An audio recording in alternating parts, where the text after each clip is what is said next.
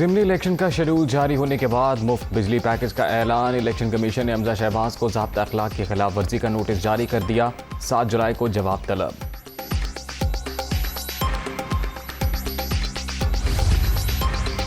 Supreme court के फैसले की रोशनी में स्पीकर ने पंजाब असम्बली का इजलास 22 जुलाई के शाम 4 बजे तलब कर लिया।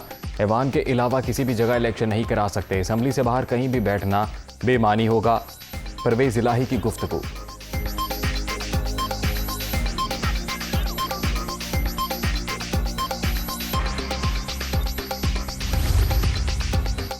वज़ीर आला पंजाब के इंतखाब का मामला। स्पीकर के बाद डिप्टी स्पीकर ने भी ऐवान का इजलास 22 जुलाई को तलब कर लिया। नोटिफिकेशन जारी होने के बाद नया तनाज़ा। हुकूमत की जानिब से स्पीकर के तलब करदा बिजनेस एडवाइजरी कमेटी के इजलास का भी बायकॉट।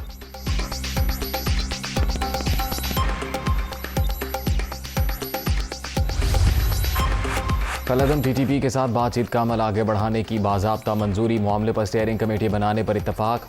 बातचीत आईने पाकिस्तान के दायरा कार के अंदर रहते हुए की जा रही है।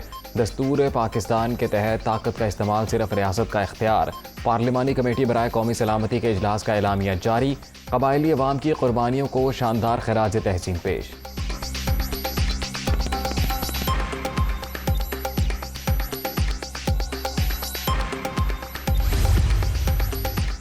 बिजली के बुनियादी टैरिफ में ₹7.91 फी यूनिट मरहलावार इजाफा। हुकूमत ने IMF की एक और शर्त मान ली। वज़ीर आज़म ने वजारत तवानाई की समरी की मंजूरी दे दी।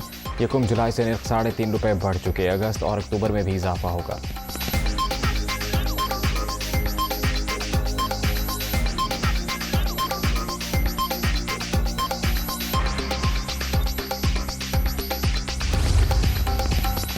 और सीनियर सहाफ़ी इमरान रियाज खान अटक। पुलिस के हाथों गिरफ्तार। एंकर पर्सन के खिलाफ पंजाब के मुख्तलिफ थानों में मुकदमात दर्ज।